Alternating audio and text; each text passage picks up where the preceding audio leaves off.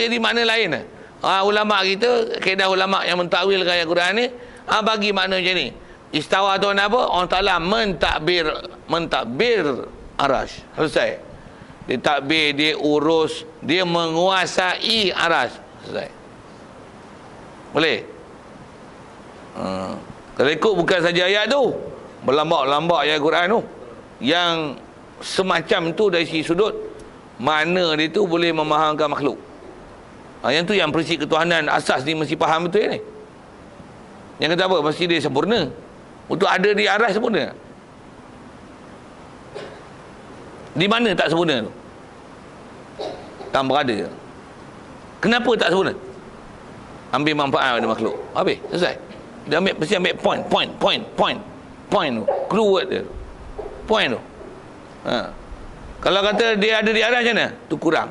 Berhajat pada satu. Sedangkan ciri besar dia mesti tak hajat pada satu. Kalau Wahabi memang dia lawan cara dia, tapi saya nak sebut lagi jadi panjang lah. Dia ada cara dia lawan tu. Biar lu, saya sebut lagi jadi panjang. Dia ada cara nak lawan balik.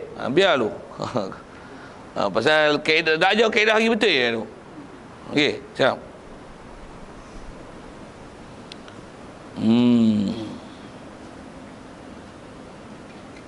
Baik, jadi dasar kita bicara bab ketuhanan selesai tu. Sekali dengan misal lagi, contoh bagi beberapa permasalahan akidah yang selalunya kalau sebut ke Wahabi tu, itu tempat kita duduk kelahi bab ketuhanan dengan Wahabi. Itu kan. Dan ni sebab kata Wahabi kalau kata terkeluar ada balik Ahli Sunnah wal Jamaah, situlah tempat keluar dia. Tempat kata nama terkeluar tu. Satu, silap juga kalau ada orang kata Wahabi ni masih Ahli Sunnah wal Jamaah. Oh, silap. Begitu juga ada orang kata Syiah yang zaman Lani ni, Syiah ni masih Ahli Sunnah wal Jamaah. Oh, silap. Selagi saya silap, Ayah Pen pun kata dia Ahli Sunnah wal Jamaah juga. Mula merepek kan pasal merepek lah. Kat Malaysia kita ni pun ada juga tokoh-tokoh orang besar-besar, khusus saya sebut ke Syiah je lah. Tokoh orang besar-besar kadang-kadang pernah masuk Dewan Ulama apa tu, Persatuan Ulama Malaysia, pernah jadi presiden pun. Dia iktiraf, dia kata Wahabi adalah sebahagian pada Ahli Sunnah wal Jamaah. Oh, ni kacau ni. Ni kelahi yang kita ni. Kalau saya nak sebut gini je, satu yang kata kita kena belajar dengan akidah betul. Zaman kita tuan-tuan, zaman belakang ni ialah zaman fitnah besar dalam bab ilmu ni, khususnya bab ilmu agama, apatah lagi ilmu-ilmu bab akidah. Rasulullah pun isyarat dah, kita akan berpecah dalam bab akidah ni 73 puak tu, jenis-jenis. Kalau terpecahan tu ada 73, satu je weh dalam syurga weh. Yang tu yang nama Ahli Sunnah wal Jamaah. Dan Ahli Sunnah wal Jamaah tu kena faham elok apa dia. Jadi maksudnya Rasulullah isyarat dah berpecah lah. Jadi kita kena pastikan, we must ensure ourselves that we are in the group of Ahli Sunnah wal Jamaah. Sekali je kaum putih geram dia kaum putih kan. Kita mesti pastikan kita ni mengikut kaedah fahaman Ahli Sunnah wal Jamaah. Jangan untuk cerita ni.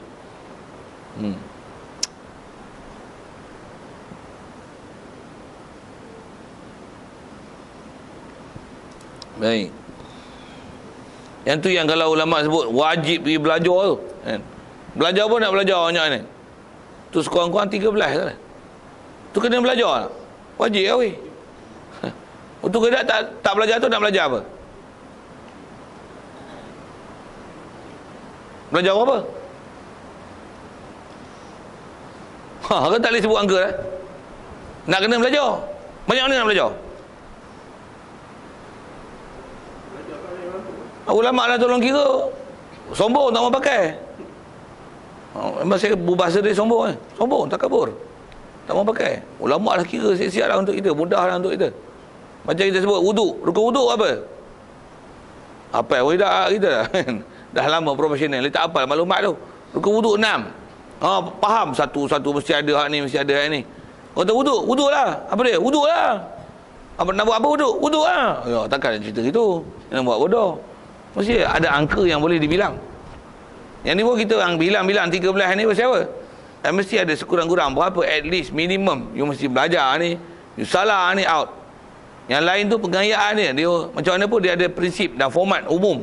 Tapi kalau tak belajar taklah jadi masalah pasal dia hanya istilahnya pengayaan. Macam mana pun cantiknya belajar semua. Tapi 13 ni silap satu out. Macam mana dia boleh kata tak wajib belajar? Boleh Waktu dia belajar bab ketuhanan, belajar macam mana? Dengar sikit. Kalau sebut ke Wahabi ni, dia belajar ketuhanan macam mana? Belajarlah. Tuhan bersifat sempurna. Ada sifat uluhiyah dan rububiyah. Memang dia belajar umum tu umum tu apa dia? Mestilah kita mengabdikan Allah Ta'ala, ibadat kita semata-mata kerananya, dan dialah Tuhan sebenar yang menjadi, yang pencipta, yang merupakan kita, memberi rezeki, memberi nikmat, memberikan segala, yang menjadi orang Islam, menjadi kawan kafir. Cukup macam tu. Apa ciri dia? Ciri pendetilan tu. Menjadi tu yang dia punya itikad boleh salah. Dia kata macam tu umum ada lah. Allah Ta'ala bagi rezeki, Allah Ta'ala di mana? Allah Ta'ala di langit. Pada dia tak ada masalah. Pasal apa? Duk itikad Allah Ta'ala bagi rezeki di langit ke lantak lah, tu tak ada masalah ada dia. Pasal pada dia berada di langit, berada di atas, pada dia itu ialah itikad kesempurnaan. Kalau ikut ahli sunnah wal jamaah, ikut Abu Hasan Asy'ari, umum ahli sunnah wal jamaah macam mana yang dia ajar, Allah Ta'ala wajib itikad sempurna tu yang la ilaha illallah, tiada Tuhan disembah dengan sebenar. Antara ciri sebenar itu al-ma'bud bil haq itu. Mestilah dia istighna ila an kulli masiwahu, dia tak hajat pada satu pun. Jadi keberadaan di langit, keberadaan di arah itu menunjukkan dia berhajat. Subhanallah. Kita belajar, dia ajar dengan kaedah akidah ahli sunnah wal jamaah, tak ada istilah uluhiyah rububiyah. Tak ada.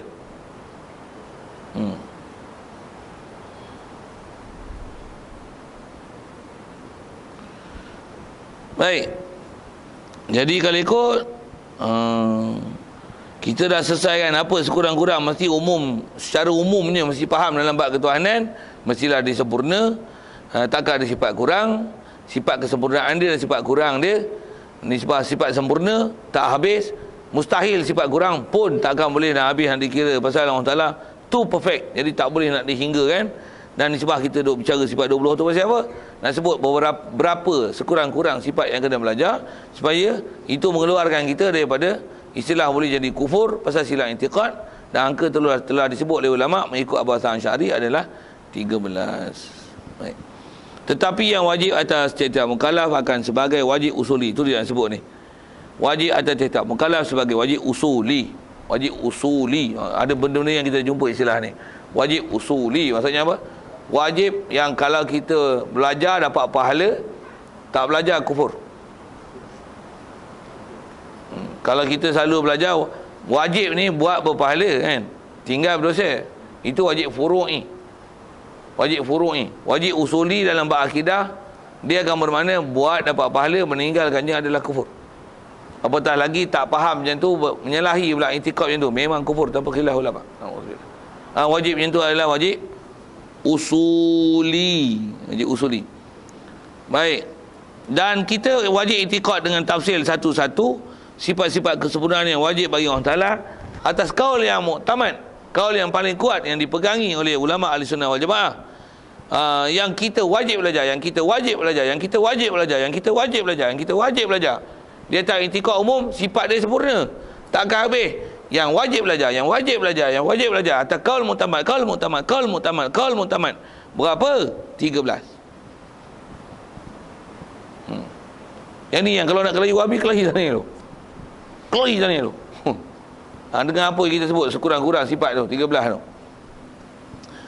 13 sifat juga yang wajib bagi Allah Ta'ala, dan di sebaliknya nanti 13 sifat yang mustahil atasnya Allah Subhanahu Ta'ala, dan satu sifat yang harus bagi Allah Ta'ala atas kaul muktamad. Macam mana pun atas pendapat yang masyhur yang duk sebut berapa? 20. Sikit ambil selesai tu, dah disebut itu. 13 adalah yang sepatutnya kena belajar atas Abu Hasan Asy'ari. 20 tu ialah ikut Abu Mansur Maturidi. Tu mana betul? Dua-dua betul. Cuma kaedah Abu Hasan Asy'ari dia ialah kaedah ringkas. Kaedah Abu Mansur Maturidi adalah kaedah detail. Detail apa? Detail dari kaedah membilang dan menghitung. Saya nak sebut macam ni ya, kaedah mudah istilah kaedah detail, membilang dengan detail dan membilang secara umum. Pun nak sebut mudah. Rukun sembahyang sebut pergi ke rukun sembahyang. Rukun sembahyang apa? Dan memang kita dah diasuh dengan mazhab Syafi'i, angka dia 13. Ada kitab sebut 17. Lebih pula lah. 18 pun ada. 17, ambil hak 17 dulu. Ada 17. Tambah rukun ni macam mana? Khilaf ke? Tak khilaf, sama je. 13 dan 17 adalah benda yang sama. Cuma macam mana boleh jadi 17? Saya tak cadang nak sebut satu-satu tu 13. Tapi boleh jadi 17 pasal apa? Pasal 4 tempat yang ada tomak ninah tu, ada kitab yang mengasingkan, membilang dia sebagai satu-satu. Tak mana ada tomak ninah? Sebut. Rokok satu tomak ninah. I'tidal satu tomak ninah. Sujud 2 kali satu tomak ninah. Duduk antara 2 sujud satu tomak ninah. Baik, kalau kira sekali macam tu dia 13. Kalau asing-asing rokok, tomak ninah pada rokok 1. I'tidal. Tomak ninah pada i'tidal tambah 2 lah. Sujud 2 kali. Tomak ninah pada kedua-dua sujud. Duduk antara 2 sujud. Tomak ninah pada duduk antara 2 sujud. Tambah 4 lagi. 13 sama 4. Tambah ke? Tak. Yang ni kaedah perincian asing-asing. Yang ni gabung sekali. Gabung sekali. Gabung sekali. Jadi 13 dengan 17 mana betul? Dua-dua betul. Kalau orang tak faham, bagi faham ke dia. Kalau orang kata mana boleh 13 dengan 17 tak sama? Gila tadi. 3 dengan 5 mana sama? 3 lah, 5 lah. Memanglah 3 ialah 3, 5 ialah 5. Tapi kita bicara ni masalah huraian. Masalah huraian. Masalah huraian. Jadi kaedah huraian, siapa yang istilah menghuraikan sekali dengan grup, dia kan jadi sikit lah. Macam kita sebut bab Tuhan tadi. Buat apa? Kena faham bab ketuhanan. Bahasa ringkas satu je. Mesti itikad orang Ta'ala Tuhan sebenar, disifat kesempurnaan, takkan ada sifat kurang. Semua makhluk sifat hajat pada dia, dan angka sifat kesempurnaan dia takkan habis, sifat kurangan dia takkan habis.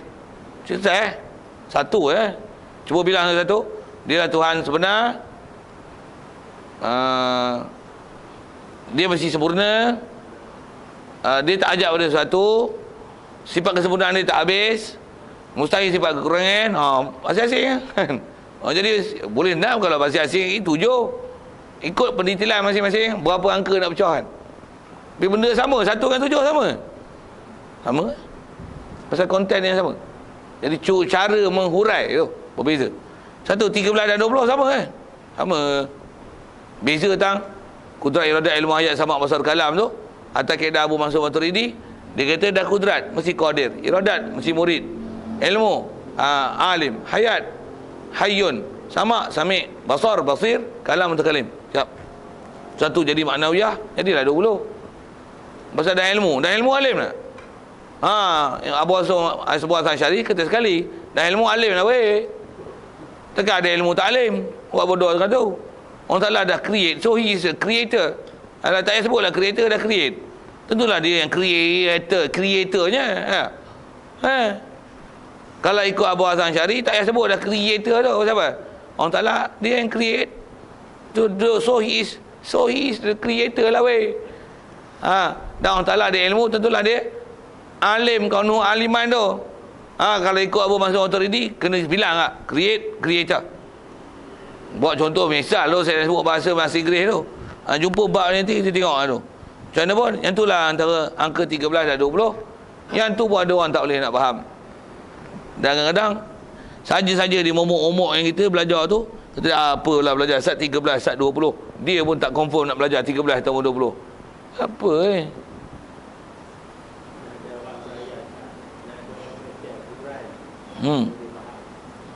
suruh ngaji tak mau. Tu silap dia tu. Dan silap dia kalau takat tak mau ngaji tak apa, dari bodoh kita, dari silap kita sesat Abu Hasan Syari. Dah pula. Habis-habis kita Abu Hasan Syari pun tak boleh pakai. Pasal apa? Pasal dia ni yang kita duk belajar ni, yang ni akidah Mu'tazilah. Sebelum dia bertobat. Pandai dia tobat. Tomah-tomah lah. Kata Abu Hasan Syari, dia buat salah dulu, lepas tu dia tobat. Jadi yang ni akidah yang kita belajar ni sebelum dia tobat. Jadi kita belajar ni sesat lah. Sesat tak sesat pun panggil tu, sekor tu, kelahi. Kelahi tu, tak mana sesat kita? Tak ngaji sebab dulu, tak mana sesat? Sagi silap dia yang itu sesat tu. Dia kata dia sesat, dia yang itu sesat. Tiba-tiba macam saya tiba tadi sekali lalu dengar. Hai. Saya silap lari tak cukup tanah tu. Pasal pahaman salah kan. Bagi dialog memang dia orang tak berani, dia orang tahu. Kalau kelahi dengan orang tak makan cekak, memanglah kalah lah. Bagi bertemu buku dengan arwah tu. Bagi bertemu. Korang 80 kg, lawan mesti 80 kg lah. Tak pun lari 80, 81, 83 gagah lagi. Kalau 10 kg kelahi dengan 80 kg, tak payah kelahi. Pak gitu mampu kawan. Orang tak reti, tak pernah ngaji sifat 20. Tak belajar, kelahi dengan orang yang memang tak suka sifat 20, diam kawan. Sagi pasal apa pakcik tak semayang? Kita makcik tak semayang pasal tak belajar sifat 20 lagi. Tengok sesat kata dia. Tanya orang bodoh itu. Memanglah sesat itu. Ada pula tak semayang pasal tak hafal lagi sifat 20. Bodoh tu. Ada pula. Saja itu. Saya cakap itu. Pasal ada orang berdalil itu. Ni belajar sifat 20 bodoh. Ada pula tak semayang pasal tak hafal sifat 20. Nabi-nabi dulu pun tak belajar sifat 20. Nabi pun tak ajar sifat 20. Kelahi dengan orang tak cukup cekak tu tak boleh lah main kelahi elok dengan orang pandai. Sikitlah geram tu disebut kelahi-kelahi. Jadi asal kita sebut tu 13 jua atas kaedah qaul mu'tamad. Maka kita pun mula bilang sifat yang 13 itu. Di atas qaul mu'tamad ni lah Tok Guru ni sebut. Kitab kita ni memang dia tak sebut Ma'nawiyah. Disebut 13 Dan kira 13 ni kalau ikut kaedah orang cerdik. Jadi satu dia ikut kaedah orang cerdik. Jadi dia tak maulah ikut orang Maturidi tu. Sikap orang yang gaduh nak bilang tu. Tapi taklah nak kata bodoh. Tapi Imam Abu Mansur Maturidi dia lebih cermat. Takut orang ternafi sifat Ma'nawiyah berbanding dengan hanya menyebut sifat ma'ani, tak faham Ma'nawiyah ni. Okey. Sikit kat situ. Baik, mana dia tu? Maka kata dia yang pertama wujud. Wallahualam. Kita tangguh tu. Kita pendekkan sikit ke tauhid ni. Pasal baca lagi panjang tu. Sehari pekas coleknya. Tentu tu. Jadi asal kita bicara benda besar, kita nak faham betul ya. Sebab ketuhanan ni asas. Yang kata percaya orang Ta'ala ni maksudnya mesti itikad orang Ta'ala Tuhan sebenar, dia mesti benar. Dan dia lah satu-satunya Tuhan. Di atas kita nak belajar dia apa ciri Tuhan sebenar tu. Itu yang 13 mesti didetailkan satu-satu. Jadi atas kita nak belajar dengan terperinci, ambil dalam, ambil faham, mesti detail lah. Dan dia take time. Atas umum sifat macam ni. Sifat sempurna, takkan ada sifat kurang. Iktiraf, orang Ta'ala Tuhan sebenar. Salah etikad. Kalau disebut orang kafir, tera saya sebut macam tu. Dan dia faham macam tu. Tuhan Allah juga Tuhan sebenar, orang lain semua antara Tuhan, semua tipu punya. Kita pun Hindu sudah lama katalah India cakap itu. Kita pun Hindu sudah lama, kita tahu lah ini semua patung tak betulnya, tipu juga. Ini Tok Sami tipu juga sama kita. Dia mau makan, dia kata ini kena bagi duit untuk tokong, untuk bagi tokong punya, untuk sembahyang punya. Dia tengok itu Sami juga makan, Tuhan tak makan pun. Bagi nasi dekat tokong tak makan punya, Sami juga makan. Ini tipu punya Sami. Oh, India pun power buat tu. Jadi dia faham Tuhan, dia tak belajar sifat 20. Dia kata memang ini semua Tuhan tak ada bertahan. Ini semua tak ada Tuhan lah, tipu punya. Ini semua patung juga. Tuhan betul ni Allah Ta'ala juga. Saya mau mengucap sekarang, asyhadu an la ilaha illallah Muhammad, asyhadu anna Muhammad Rasulullah. Bagaimana?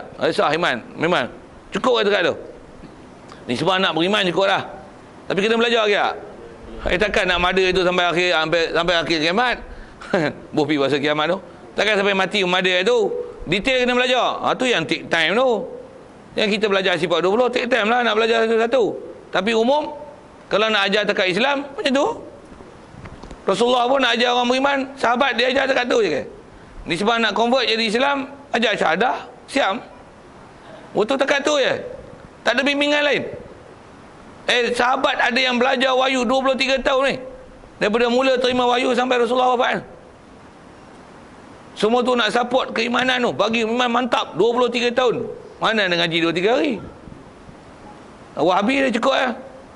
Sehari tak apa. Qul Allahu ahad cukup. Mana pula Qul Allahu ahad cukup? Ayat Quran bukan satu. Sikitlah di situ. Berapa lama tu? Tengoklah kita mengaji macam mana kan.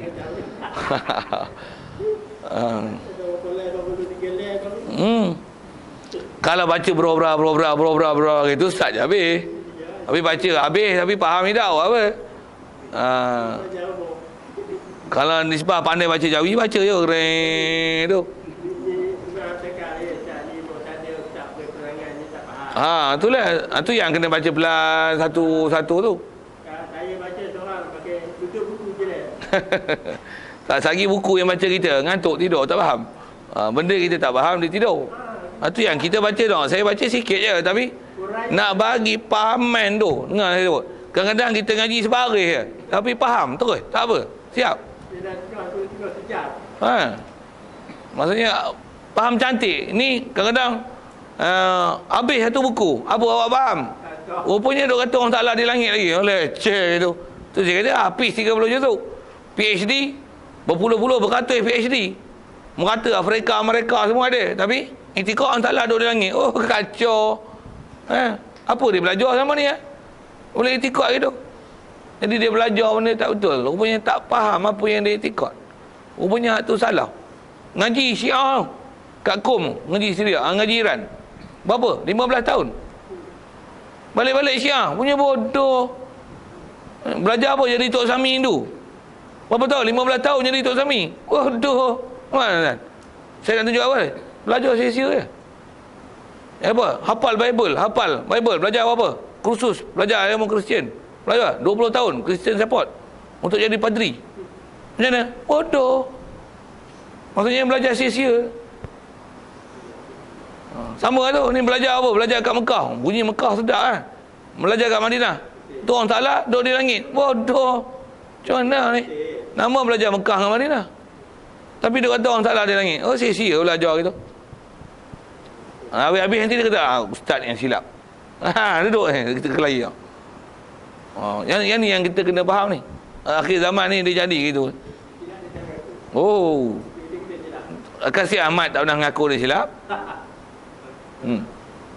Dia tak nak mengaku dia silap. Yang Kahar Ahmad yang mengaku jadi Rasul tu, dia tak nak mengaku dia silap. Dia habis-habis dia tak nak mengaku jadi Rasul tu, tuan-tuan tahu siapa? Pasal malas nak ikut.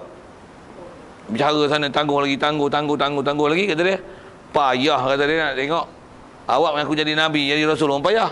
Jadilah saya tulis surat letak jawatan. Nampak tak merah tu? Surat letak jawatan sebagai Rasul. Saya pun resign lah. Payah sangat jadi Rasul Melayu kata dia. Tanggungjawab ni pun awak bukan boleh dah selesai. Saya bagi dengan ininya, dengan rasminya, saya menyerahkan surat perletakan jawatan sebagai Rasul untuk orang Melayu. Allah. Jadi bukan dia ngaku dia salah tak? Tak juga.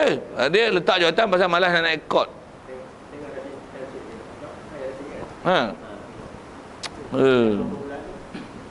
Salah tu yang kata orang salah tak ngaku salah. Tambah dia nanti ikut tu betul. Kenapa sikap manusia gitu? Tak mau ngaku tu. Itulah kalau atas nama sifat. Kalau Quran ada bagi cara ni, wa kanal insanu aktsaru syai'in jadala. Maksudnya memang saya nak terjemah tu. Tak tunggu terjemah, tanya maksud dah. Memang nak terjemah. Wa kanal insanu aktsaru syai'in jadala. Manusia ni adalah yang paling banyak berkelahi dan berdebat.